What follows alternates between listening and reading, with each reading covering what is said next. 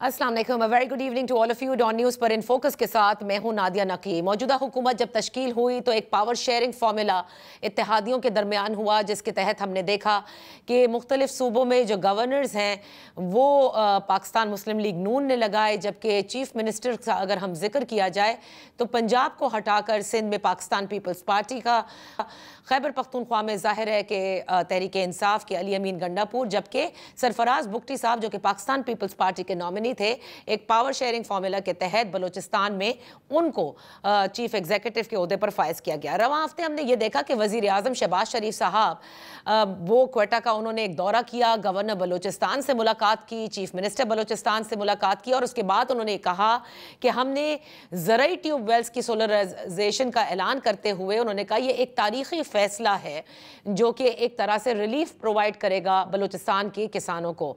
बलूचिस्तान वैसे तो सूबा रकबे के हवाले से पाकिस्तान का सबसे बड़ा सूबा है, लेकिन पसमानदगी और महरूमियों के हवाले से अगर इसका जिक्र किया जाए तो खुद वजीर आजम शहबाज शरीफ ये कह चुके हैं कि मुआशी अशारियों में ये सबसे पीछे है और लिहाजा हर वो हुकूमत जो विफाक में बैठती है वो हमेशा आपने देखा होगा कि बलूचिस्तान के हवाले से खुसूसी पैकेजेस के ऐलान किए जाते हैं और कई बार ये कहा जाता है कि हमने बलूचिस्तान की पसमानदगी को ख़त्म करना है, लेकिन कितना अरसा गुजर चुका है, अभी तक वही शिकायतें हैं, वही पसमानदगी है और दीगर सूबों के से अगर आप कंपेयर करें बलूचिस्तान को तो इसमें बहुत सारे मसाइल हैं। फिर दहशतगर्दी का जो सबसे बड़ा मसला है, जिसमें सबसे ज़्यादा अगर कोई सूबा इफेक्ट होता है तो खैबर पख्तूनख्वा और बलूचिस्तान, और मौजूदा हुकूमत ने एक ऑपरेशन का ऐलान भी किया है जिसका नाम अज़्म इस्तेहकाम है। इन तमाम उमूर पर और जो फैसला हमने देखा कि जुमे के रोज़ आया भी, जिसमें सुन्नी इत्तेहाद काउंसिल के हवाले से जो पिटिशन फाइल की थी और सुप्रीम कोर्ट का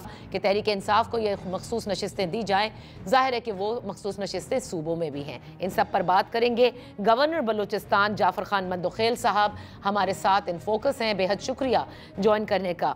मंदोखेल साहब, सबसे पहले तो इसी बात से आगाज़ करते हैं कि जो वज़ीर आज़म की मुलाकात आपसे हुई क्वेटा के अंदर और उसके बाद जो ये तारीख़ी पैकेज का ऐलान हुआ, जो ज़राई ट्यूबवेल्स की सोलराइजेशन, मैं ये जानना चाहूँगी 28,000 के करीब उन्होंने बताई वज़ीर आज़म ने, ये पूरा सूबा क्या विफाक के तहत होगा या सूबे का भी इसमें शेयर है? नहीं, तो 28,000 ट्यूबवेल वो एनर्जाइज कर रहे हैं, इसमें सोलर उसको दे रहे हैं 28,000 ट्यूबवेल्स को पूरा जो ये उसमें तकरीबन 70% जो है फेडरल गवर्नमेंट दे रही है, 30% सूबा दे रही है, यानी कि 40 अरब तकरीबन फेडरल गवर्नमेंट देगी और 15 अरब उसमें गवर्नमेंट ऑफ बलूचिस्तान शेयर देगी। सही, मेजॉरिटी या मैक्सिमम जो है शहबाज शरीफ साहब ने ऐलान किया है देने का। तो इससे आप समझते हैं कि काफ़ी हद तक रिलीफ मिलेगा किसानों को? बहुत हद तक मिलेगा, क्योंकि ये पुराने जो हमारे ट्यूबवेल है जो रजिस्टर्ड है, जिसकी गवर्नमेंट सब्सिडी दे रही थी और 500 अरब तक अभी पिछले कुछ सालों में सब्सिडी दे चुकी है इस पर, वो सारे कवर इसमें हो जाएंगे। उसके बाद अगर जो नए लगे हैं उनके फिर सेकंड मरतबा वो आएगा। अच्छा, वो दूसरा मरहला होगा, अच्छा मंदोखेल साहब, मुझे ये बताइएगा, क्योंकि बिजली के हवाले से ज़ाहिर है पूरे पाकिस्तान के अंदर बिजली के जो इजाफा किया है इस वक्त विफाकी हुकूमत ने, जिसमें नए किस्म के टैक्सेस डाले हैं, बलूचिस्तान में मैं पूछना चाहूँगी कि वहाँ भी तो ये मसाइल हैं और पसमानदगी क्योंकि सबसे ज़्यादा है, ये किस तरह से आप रिलीफ फराहम करेंगे लोगों को? नहीं, घरेलू बिजली में या कमर्शियल में, उसमें तो अभी तक हम लोगों ने न प्रोविंशियल गवर्नमेंट ने कुछ किया है न फेडरल गवर्नमेंट ने कुछ किया। आम सार्फिन के लिए ये पैकेज जो होता है ये बहुत बड़ा रिलीफ होगा एग्रीकल्चर और लाइफ स्टॉक के लिए। अव्वल फर्स्ट मरहले में तो हम लोगों ने ये किया, बल्कि ये मसला हमारे काफ़ी वक्त से 10-15 साल से चला आ रहा था और बड़े मुश्किल में हमारे किसान भी थे, हमारे सूबा भी था। लेकिन पहला मौजूदा गवर्नमेंट शहबाज शरीफ साहब की सरबराही में उन्होंने ये ऐलान करके और ये रकम इस सख्त वक्त में फराहम करके, मैं समझता हूँ सूबा बलूचिस्तान में एक बहुत बड़ा इनकलाबी इकदाम है। अच्छा, न सिर्फ एग्रीकल्चर में बल्कि लाइफ स्टॉक में भी, क्योंकि हमारी लाइफ स्टॉक भी अब वो नेचुरल ग्रेजिंग से आकर के ये बागात और ज़मींदारी इसके आसपास ज़्यादा घूम रही है। तो वो इन दोनों सेक्टर्स को ज़्यादा रिलीफ देगा। और रह गया बकाया घरेलू बिजली, इधर इतना ज़्यादा मसला नहीं पड़ता है। वो घरेलू बिजली का तो वैसे ही नर्ख पूरे पाकिस्तान में ज़्यादा है, वो तो हम भी सफ़र कर रहे हैं, पूरे मुल्क सफ़र कर रहे हैं उससे। अच्छा मंदोखिल साहब, लेकिन मुझे एक बात बताइए, ये भी तो कल गुज़िश्ता आपने देखा होगा आसिफ जरदारी साहब का भी ऐलान था और उन्होंने कहा कि तमाम सूबे एक पेज पर हैं और कुछ ही दिनों में IMF के साथ वो अपने प्लान्स भी शेयर करेंगे जिसमें ज़रई इनकम के ऊपर पहली बार 75 सालों में टैक्स लगने को है। तो जाहिर है कि बलूचिस्तान में भी टैक्स देंगे ज़मींदार, सब लोग ऑन बोर्ड हैं इससे। बलूचिस्तान उससे इतना ज़्यादा मुतासर क्योंकि बलूचिस्तान में कोई बड़ा ज़मींदार है नहीं। ये पहले भी एक एक्सरसाइज हुई थी जब मैं फाइनेंस मिनिस्टर था 96 में। बलूचिस्तान में टोटल चंद ज़मींदार इसमें आएंगे, लेकिन मुल्क की इकॉनमी में इस वक्त शिरकत करना है क्योंकि मुल्क इस वक्त 1000 अरब से ज़्यादा हम लोग सिर्फ डेट सर्विसिंग कर रहे हैं। उसको किस तरह पूरा करेंगे जब टैक्स पब्लिक नहीं देगी या टैक्स लोग नहीं देंगे? टैक्स हर तबके को दे देना चाहिए। सही। अगर तनख्वाहदार पे टैक्स है, पेट्रोल पे टैक्स है, बिजली पे टैक्स है, दूसरे वो पे हो, तो डेफिनेटली उसमें जो बड़े ज़मींदार हैं उनके ऊपर अगर टैक्स आ जाए कोई इतनी बड़ी बात नहीं है, लेकिन वो खुदा करे मुल्क की इकॉनमी उससे संभले। अच्छा, तो मंदोखिल साहब मुझे ये भी बताइएगा कि बलूचिस्तान के हवाले से खुद वज़ीर आज़म भी ये कहते हैं कि माशी अशारियों में सबसे पीछे है और जो भी हुकूमत आई है उसने बलूचिस्तान के हवाले से पैकेजेस की भी अनाउंसमेंट की है, खा वो पीपल्स पार्टी हो, खा वो मुस्लिम लीग नून हो, इवन तहरीक इंसाफ की जब हुकूमत थी उससे उन्होंने भी बड़ी कोशिश की, लेकिन ये पसमानदगी जूं की तू ही नज़र आती है। क्या वजह है कि बलूचिस्तान अब तक उस तरह से बकिया सूबों के मुकाबले में पीछे रह गया है? दो वजूहात हैं। एक तो ये है कि बलूचिस्तान का रकबा 43% है और वसाइल में हमको कोई 8-9% मिल रहे हैं, उससे मैं समझता हूँ ये मैच नहीं करता है। दूसरा ये है कि मैं ये देख रहा हूँ पिछले कंसेक्टिव गवर्नमेंट्स में जो तरक्याती काम है या तरक्याती जो डेवलपमेंट हुई है उसका मायार वो नहीं रहा है जो कि होना चाहिए था। वहाँ पैसे का ज़िया हो जाता है तो आम पब्लिक उससे फिर कम मुस्तफ़िद होती है। पैसों का ज़िया या करप्शन की नज़र हो जाता है? मंदोखिल साहब, करप्शन के हवाले से बड़ा जिक्र होता है कि बलूचिस्तान में हर किस्म के जो प्रोजेक्ट्स होते हैं उसमें बड़ी करप्शन होती है। तो डेफिनेटली उसको कंट्रोल करना पड़ेगा। वही ज़िया का मकसद यही है। ज़िया का मकसद यही है कि फ़ंडों का ज़िया जो है उसको हमने रोकना होगा, चाहे उसको आप जो भी नाम दे दे, लेकिन बुनियादी तौर पर हमने एक फ़ंडों का और जो हमारे वसाइल है जो पहले ही कम है फिर उसको भी हम ज़ाया कर देते हो तो डेफिनेटली आवाम तक या ग्राउंड पे वो नज़र कम आएगी। सही। ये जो अज़्म इस्तेहकाम ऑपरेशन के हवाले से जिक्र है और क्योंकि बलूचिस्तान और खैबर पख्तूनख्वा सबसे ज़्यादा दहशतगर्दी के हवाले से सफ़र करते हैं, इसकी क्या तफसीलात हैं? बलूचिस्तान में इस ऑपरेशन में कहाँ कहाँ क्या कुछ होना है, ये कुछ शेयर करेंगे आप? पूरी तफसीलात अभी तक तो मैं समझता हूँ कि इसकी डिटेल्स नहीं आएगी, इनकी होगी, लेकिन जिधर तकलीफ़ ज़्यादा होगी है जैसे अभी मुख्तलिफ़ एरियाज़ में उधर डेफिनेटली कुछ कार्रवाई की ज़रूरत है तो करने की है ताकि आम पब्लिक इससे या आम लोग जो सफ़र कर रहे हैं या डेवलपमेंट का काम जो सफ़र हो रहा है कम से कम उसको हम रोकें। अच्छा, दहशतगर्दी के हवाले से ये भी बताया गया था कि स्मगलिंग का पैसा दहशतगर्दी में बड़ा इस्तेमाल होता है। अभी कुछ रोज़ कबल ही बताया गया, चाहे वो मनशियात की स्मगलिंग हो या वैसे स्मगलिंग हो। तो मैं ये जानना चाहूँगी, ये भी एक बहुत पेचीदा मसला है और बलूचिस्तान में स्मगलिंग के हवाले से क्या संजीदगी है, क्या संजीदा स्टेप्स लिए गए हैं? केयर टेकर सेटअप ने भी बड़ी कोशिश की, लेकिन तब भी ईरानी पेट्रोल हो और दीगर स्मगलिंग हो, वो सब हो रही थी। अभी भी आप कह सकते हैं कि स्मगलिंग की रोकथाम मुकम्मल तौर पर बलूचिस्तान हुकूमत कर पाई है? नहीं, स्मगलिंग तो इस वक्त एंटी स्मगलिंग जो अख्तियारात है वो FC को मिले हैं और FC उसको कंट्रोल करती है। और ये गलत होगा कि हम कहें कि स्मगलिंग का पैसा जो है वो ये दहशतगर्दों को मिल रहा है। दहशतगर्दों को जो इमदाद मिल रही है सब बैरून मुल्क से आ रही है, वो पूरी दुनिया को पता है।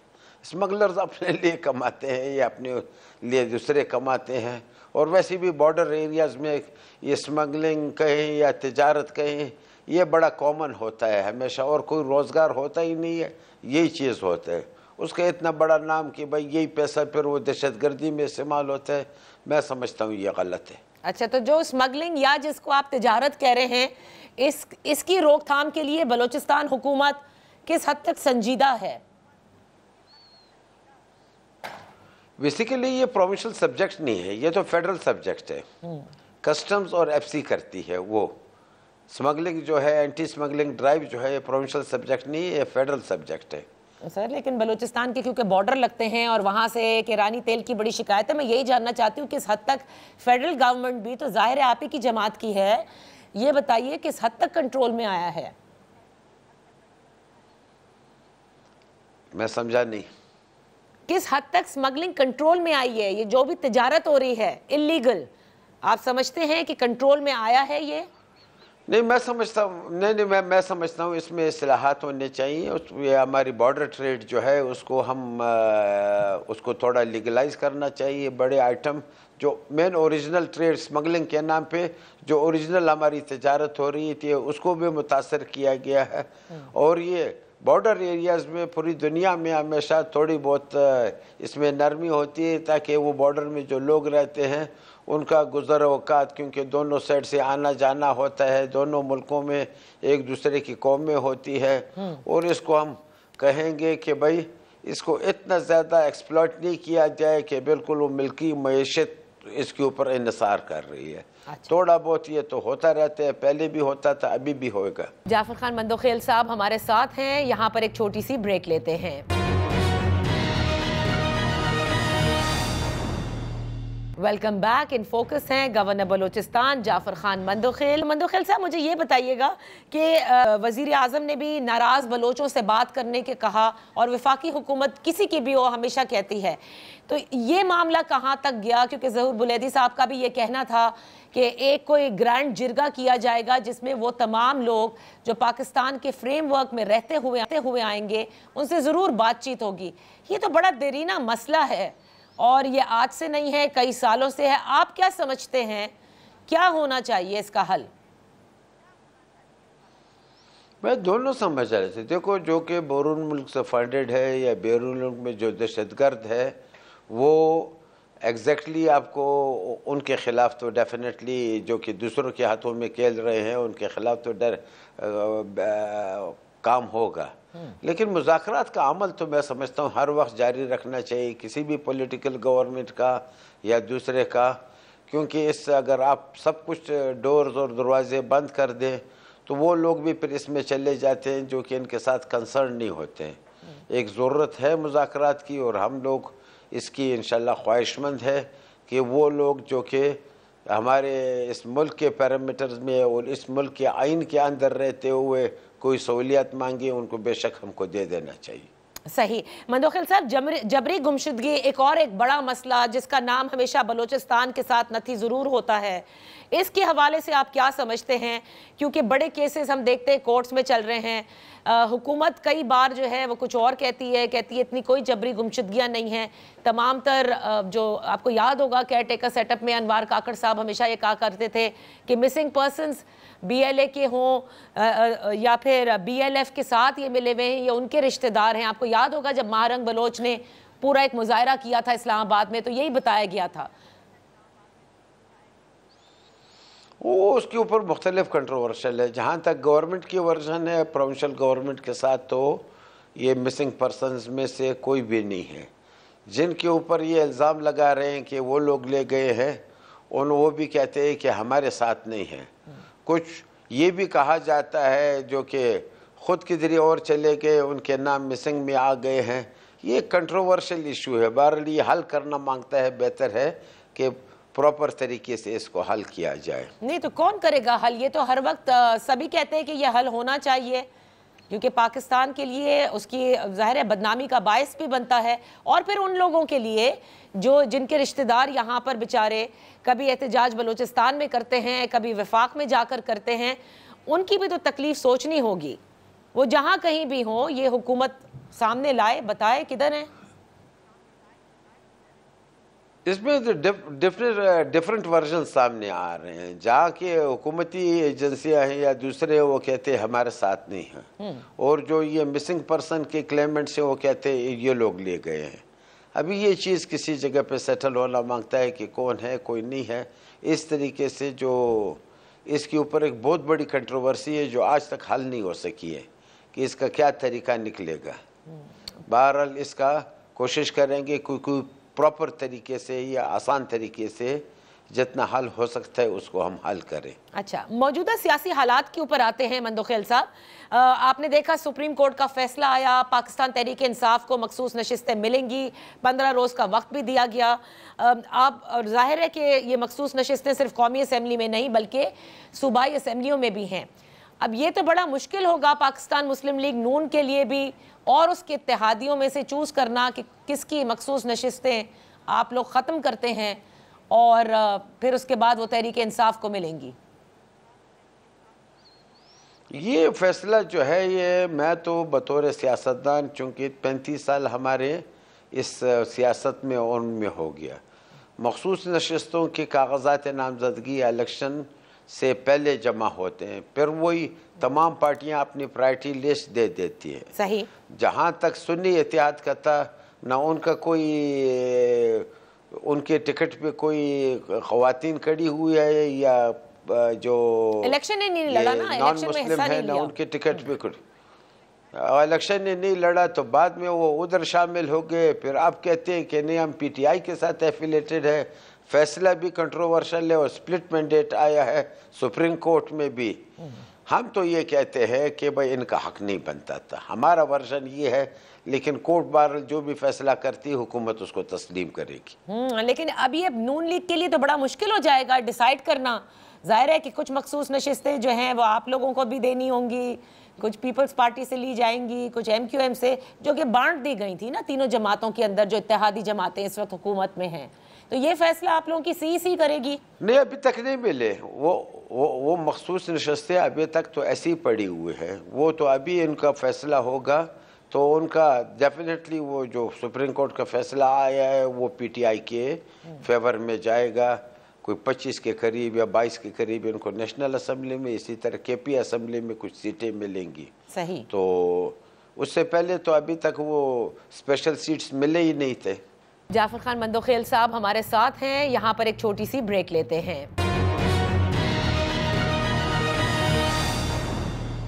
Welcome back. इन फोकस हैं गवर्नर बलूचिस्तान जाफर खान मंदोखेल। ये बताइएगा कि एक पावर शेयरिंग फार्मूला के तहत जाहिर है कि ये हुकूमतें बरसरे इक़्तिदार आई थी, इत्तेहादियों के साथ जो हुआ था, ये आपके भी इल्म में होगा कि बलूचिस्तान के हवाले से बारहा चंद सीनियर सियासतदान जो हैं वो ये कहते हैं कि 2.5 साल जो हैं वो पाकिस्तान पीपल्स पार्टी को दिए गए हैं और अगले 2.5 साल जो हैं वो PMLN के होंगे। बलूचिस्तान की बात कर रही हूँ मैं। हाँ, डेफिनेटली ये PMLN का हमारे जो लीडरशिप है उन्होंने कहा है कि हमने इस पे फैसला किया है कि ये हाफ ऑफ टेन्योर होगा। जैसे लास्ट गवर्नमेंट ने डॉक्टर मालिक नेशनल पार्टी और मुस्लिम लीग में थी, इस बार भी ये है। तो हमारी पार्टी ने तो ये एग्रीमेंट इनके साथ किया है और हमको यही बताया उन्होंने। तो ये जब 2.5 साल के बाद जब तब्दीली होगी यानी चीफ मिनिस्टर भी तब्दील होंगे, तो ये मुआहिदा तो इनका यही कहते हैं कि मुआहिदा इसी तरह है। अभी आगे जाकर के किस तरतीब बनती है वो तो आगे इसमें वक्त बताएगा, लेकिन मुआहिदा तो यही है। यानी बलूचिस्तान में मुआहिदा 2.5 साल का PMLN और पाकिस्तान पीपल्स पार्टी के दरमियान हुआ। अच्छा मंदोखेल साहब, ये भी बताएगा कि आपकी, क्योंकि आप बलूचिस्तान में पाकिस्तान मुस्लिम लीग नून के चैप्टर के सदर भी हैं, आपके पास अब एक आईनी ओहदा भी है, तो ये क्या सदारत अब किसी और को मिलेगी PMLN की बलूचिस्तान चैप्टर में? वो सदारत जिस दिन से मैं गवर्नर बनना हूँ, सदारत के ओहदे पे मैंने कोई काम नहीं किया सदारत से। डेफिनेटली वो आईनी ओहदा मैंने संभाला है, वो सदारत पे मैं नहीं काम कर रहा हूँ। अभी जनरल सेक्रेटरी जो है वो संभाल रहे इन चीज़ों को। नहीं, वो तो आपने नहीं संभाला, लेकिन वो जगह भी तो पुर नहीं हुई। तो इसके हवाले से बड़ी खबरें थी कि आपस में कुछ इख्तलाफात है। जाम कमाल साहब का ग्रुप भी है, वो भी चाहता है कि उनमें से कोई बन जाए PMLN बलूचिस्तान चैप्टर का सदर। आप भी अपने कुछ रिश्तेदारों को चाहते हैं। ये बातें सामने आ रही थी। नहीं, ये इस तरह की अफवाहें हैं, कोई इख्तिलाफात नहीं है। जाम साहब अभी भी आए थे, परसों भी आए थे, हमारे साथ इधर बैठे हुए थे। इधर अब भी हमारे साथ रोज़ाना बैठे होते हैं। ज़ाहिर है पॉलिटिक्स से तो कोई दूर नहीं हो सकता, ओहदा नहीं रख सकते। ओहदा जिसको पार्टी क़यादत नॉमिनेट करेगी डेफिनेटली ओहदा उसी के पास जाएगा। लेकिन अभी तक ये कोई इतना प्रॉब्लम नहीं फिलहाल। अच्छा, फिलहाल कोई ज़रूरत नहीं है और कोई डिसीजन भी नहीं हुआ। नहीं, अभी तक जनरल सेक्रेटरी उसको निभा रहा है दोनों तरीके से। कोई मशवरा, कोई इतनी ज़्यादा इमरजेंसी भी नहीं थी। लेकिन वो ये है कि पहले भी पार्टी क़यादत इसका फ़ैसला करती थी, आगे भी पार्टी क़यादत इसका फ़ैसला करेगी। हमारे सूबे के अंदर इसके ऊपर कोई तनाव या कोई इख्तिलाफ नहीं है। अच्छा, अब अगर पूरे मुल्क का सियासी मंजरनामे पर बात करूं मैं मंदोखेल साहब, क्योंकि आप ज़ीरक सियासतदान हैं, PMLN की क्योंकि हुकूमत है, वज़ीर आज़म माशी इस्तेहकाम लाना चाहते हैं, आप समझते हैं कि जो कुछ इस वक्त तहरीक इंसाफ, क्योंकि एक अपोजिशन की बड़ी जमात है, उनके लीडर अभी तक जेल में हैं, वो कहते हैं अग्रीव्ड पार्टी है, पॉलिटिकल केसेस बनाए गए हैं, बग़ैर उनसे बात किए या बग़ैर इस अदम इस्तेहकाम को रिजॉल्व किए आप माशी इस्तेहकाम ला सकते हैं? देखो, अगर कोई बात करना चाहता है तो उसके साथ गवर्नमेंट बात करेगी। तो डेफिनेटली हमारी गवर्नमेंट की, हमारे वज़ीर आज़म साहब ने अंदिया भी दिया है कि आल पार्टी कॉन्फ्रेंस भी बुलाएंगे चंद इश्यूज़ के ऊपर, जिसमें वो तहरीक इंसाफ या दूसरे जो मुखालिफ जमातें हैं वो भी उधर होंगी। हमारी ख्वाहिश है कि हाँ करके हमारे साथ बैठे और हम मुज़ाकरात के टेबल पर बैठ कर के तमाम इशू जो इस वक्त मुल्क को सबसे बड़ा चैलेंज जो है वो एक हमको इकनॉमिक चैलेंज है, क्योंकि इस वक्त हम डिफ़ॉल्ट के वर्ज पे हैं। उस पर हमको सियासी इख्तलाफात बुला कर के पूरे मुल्क के लिए एक मुश्तरका कॉन्सेंसस से एक फार्मूला बनाना चाहिए, तमाम स्टेक होल्डर्स को एतमाद में ले कर के कि हम माशी मुश्किल सूरत हाल से किस तरह निकले। सियासी अपनी जगह पे होती है, इलेक्शंस भी होंगे, दूसरे भी होंगे, लेकिन मुज़ाकरात का रास्ता मैं समझता हूँ वो बंद नहीं होना चाहिए, मुज़ाकरात होने चाहिए। और हम लोग तो मुज़ाकरात के लिए हमने शुरू से कहा है कि हम लोगों ने, गवर्नमेंट ने कभी इस पे इनकार नहीं किया, बल्कि गवर्नमेंट कहती है कि आ जाए हम मुज़ाकरात करें, जो इश्यूज़ है उसको मिल बैठ कर के हल करें, चाहे वो मुल्की है चाहे वो सियासी है। सही, बहुत बहुत शुक्रिया गवर्नर बलोचिस्तान जाफ़र खान मंदोखेल साहब आपके। यहाँ पर हम एक छोटी सी ब्रेक लेते हैं, जब ब्रेक के बाद वापस हाजिर होंगे तो इन्हीं तमाम बातों पर जो सियासी मंजरनामा है इस पर तज्जिया लेंगे।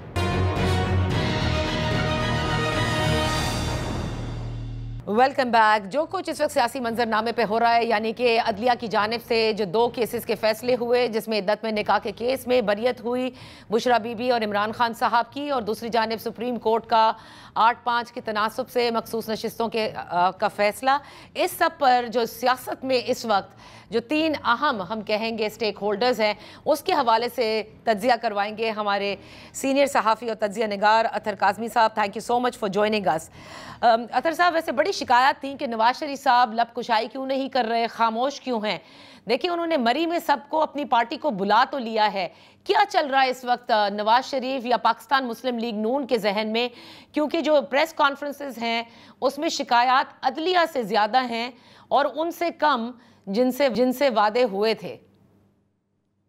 मेरे ख्याल में उनको उम्मीदें भी अदलिया से काफ़ी ज़्यादा थी, और इसी वजह से जब आपको उम्मीद होती है तो फिर शिकायत भी होती है। अगर आप देखें, ये जो 2/3 अक्सरियत वो चाहते थे पार्लियामेंट के अंदर, जिसके बाद वो तरामीम लाना चाहते थे, तो वो उस फैसले में जो अदलिया का फैसला आया उसके बाद तो फिर 2/3 अक्सरियत इनको नहीं मिल सकती, तो इसी वजह से वो शिकायत का इजहार कर रहे हैं। लेकिन ये कैसे मुमकिन था कि एक इंतजामी ऑर्डर के जरिए वोट किसी और को पड़ा हो, सीटें इनको मिल जाती, तो अदालत ने तो वो चीज़ें देखनी थी और उसी के मुताबिक उनका फैसला है। जहां तक नवाज शरीफ साहब का ताल्लुक है, मेरे ख्याल में वो मरियम बीबी की जो सियासत है वो उसको ज्यादा इस वक्त उसके ऊपर कॉन्सेंट्रेट कर रहे हैं। उनकी ख्वाहिश है कि मरियम जो है वो पंजाब के अंदर डिलीवर करें।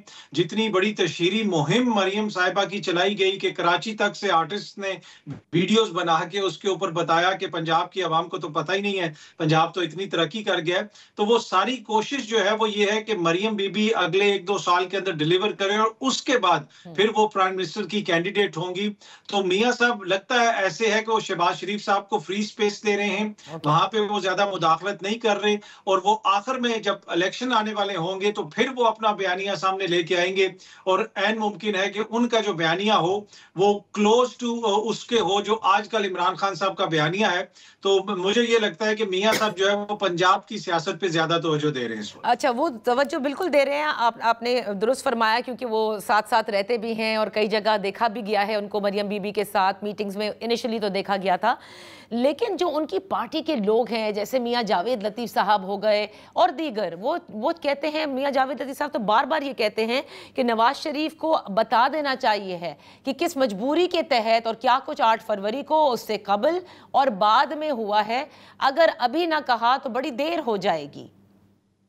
देखिए, ये इन्होंने कहना तो है लेकिन ये चाहते हैं कि इलेक्शन से पहले हम कुछ कहें और ये जो जावेद लतीफ साहब जैसे जो इनके लीडरान हैं वो भी इसीलिए इस चीज को जिंदा रखे हुए हैं कि जब इन्होंने बयानिया बदलना है, जिस तरह मैंने पिछले अपने आंसर में कहा कि इमरान खान का जो बयानिया एंटी एस्टेब्लिशमेंट, मियां साहब वो बयानिया चोरी करने की कोशिश करेंगे और उस बयानिए की जो फाइनल तैयारी है उसके अंदर इस वक्त ये जो इस तरह के बयानात हैं फिर वो काम आएंगे कि जनाब हम तो उसी वक्त कह रहे थे।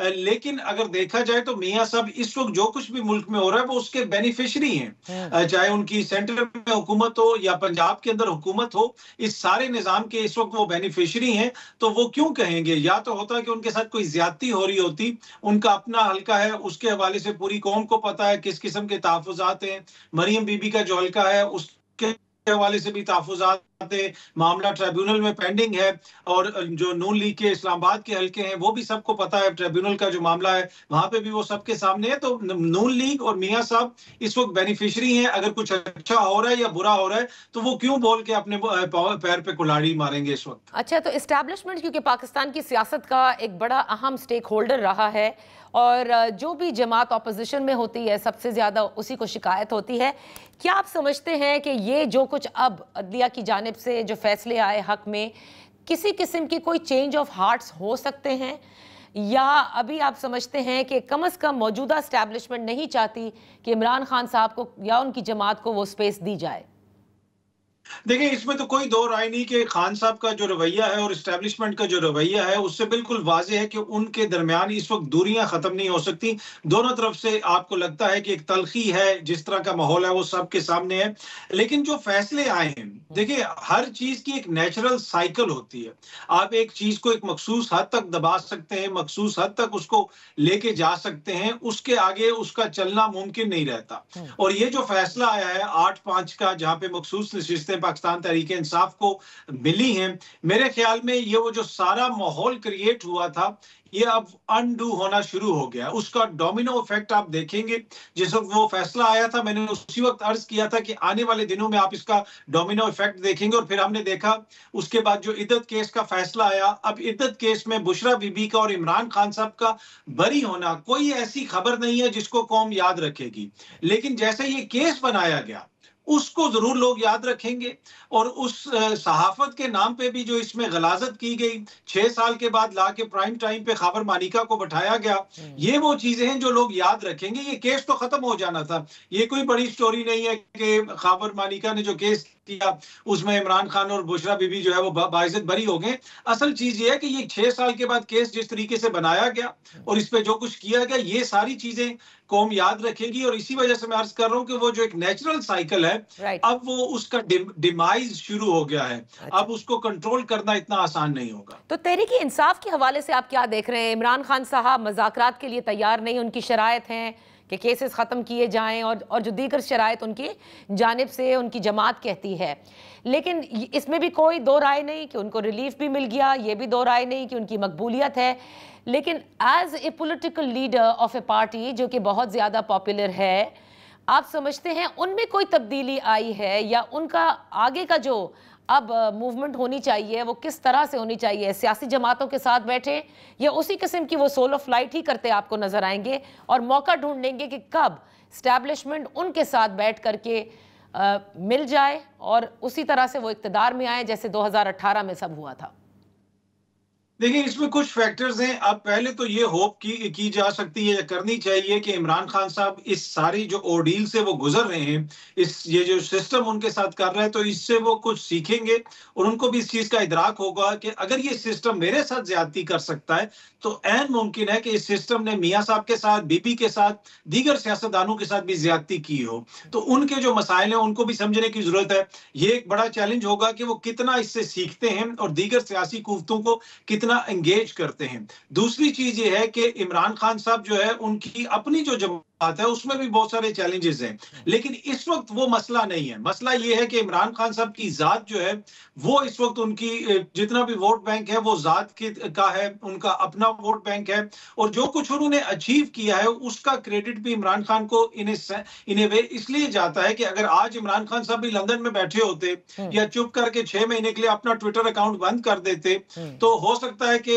वो उनके भी हालात बेहतर होते, लेकिन इस किस्म का माहौल ना बनता, इतनी उनकी पॉपुलैरिटी ना बनती। तो यहाँ पे उनको क्रेडिट जाता है जिस तरह की उन्होंने सियासत की और अपना वो जो एक बयानिया था उसको जेल में भी कायम रखा। ये नहीं कि लंदन जाके जनाब कोई नया बयानिया बना दिया, तो ये क्रेडिट जाता है उनको। अच्छा, आखिरी मिनट में मैं पूछना चाहूंगी, अदलिया के हवाले से कहा जाता था कि बड़ी तकसीम है और अभी भी PMLN ये समझती है कि वो सारी सहूलतकारी उनको दी जा रही है, वो मोहब्बत का इजहार किया जा रहा है। आप समझते हैं कि अदलिया में जो एक डिवीजन नजर आती थी वो किसी हद तक पुर करने में कामयाबी हासिल हुई है, या इस जिस तरह से PMLN समझती है वही इस वक्त नजर आ रहा है? नहीं, देखिए, अदलिया में तकसीम तो है, ये दुनिया भर में होती है, डिफरेंट नजरियात होते हैं, चीजों को देखने का एंगल मुख्तलिफ होता है, लेकिन ये जो फैसला आया है मखसूस नशिस्तों वाला, इसमें तो तकरीबन यूनानिमसली सब ने कहा है कि पाकिस्तान तहरीक इंसाफ के ज्यादती हुई। मुल्क की सबसे आला अदालत है, जिस तरीके से इलेक्शन हुआ, जो इलेक्शन कमीशन का कंडक्ट था और जिस तरह अदालत का फैसला आया, मेरे ख्याल में उसके बाद इलेक्शन कमीशन का जारी रहना या इलेक्शन कमिश्नर का वहां पे मौजूद रहना, मेंबरान का मौजूद रहना, वो एक बड़ी हैरत अंगेज चीज होगी। कैसे ये लोग काम जारी रख सकते हैं? जितना अभी जो तफसीली फैसला आएगा उसमें भी आप देखेंगी कि इलेक्शन कमीशन के किरदार का बाकायदा पोस्टमार्टम किया जाएगा और मोअज़्ज़िज़ चीफ जस्टिस साहब ने भी कहा कि उन्होंने गलत इंटरप्रिटेशन की उस फैसले की। तो मेरे ख्याल में अदलिया की जो तकसीम है वो उससे में तो कोई दो राय नहीं है, लेकिन इस मामले के ऊपर सारे मुतफिक थे कि इलेक्शन कमीशन का किरदार जो है वो नामुनासिब रहा पूरे अमल के दौरान। PMLN के लिए कंटिन्यू करना एज प्राइम मिनिस्टर आप समझते हैं इजी होगी, ये सेल थ्रू कर लेंगे, या जो हमारे निजाम में होता है प्राइम मिनिस्टर्स की तब्दीली वो भी हो सकती है? देखिए, ये कोलेशन है, बड़ी कमजोर किस्म की कोलेशन है। मतलब इस आप खुद आपके सामने है कि जो कुछ भी मुल्क में होता है हुकूमत से पहले किसी और के ऊपर तनकीद हो जाती है, तो इस हुकूमत को कोई इतना ज्यादा सीरियस नहीं लेते। इवन PMLN के अपने लीडरान जो हैं वो भी बड़े तहफ़्फ़ुज़ात का इजहार करते हैं। कोई मोहसिन नकवी साहब के हवाले से राना साहब टीवी पे बैठ के कहते हैं वो चाहते तो वज़ीर आज़म बन जाते, हम कैसे उनको रोक सकते हैं? तो इसी से आप अंदाजा लगा लें, जिस दिन मोहसिन नकवी साहब का दिन हुआ वो वज़ीर आज़म बन जाएंगे बकौल राना साहब के। तो PMLN की हुकूमत तो है, लेकिन क्या वो कंटिन्यू करेंगे? मेरे ख्याल में जिस तरह वो चल रहे हैं वो अगर कंटिन्यू कर भी लें तो उससे कोई ज्यादा फर्क नहीं पड़ता। बहुत बहुत शुक्रिया अतहर काज़मी साहब for being with us on in focus. इसी के साथ का वक्त खत्म होता है, इंशाल्लाह फिर आपकी खिदमत में फ्राइडे को हाजिर होंगे। ख्याल रखिएगा, अल्लाह हाफिज।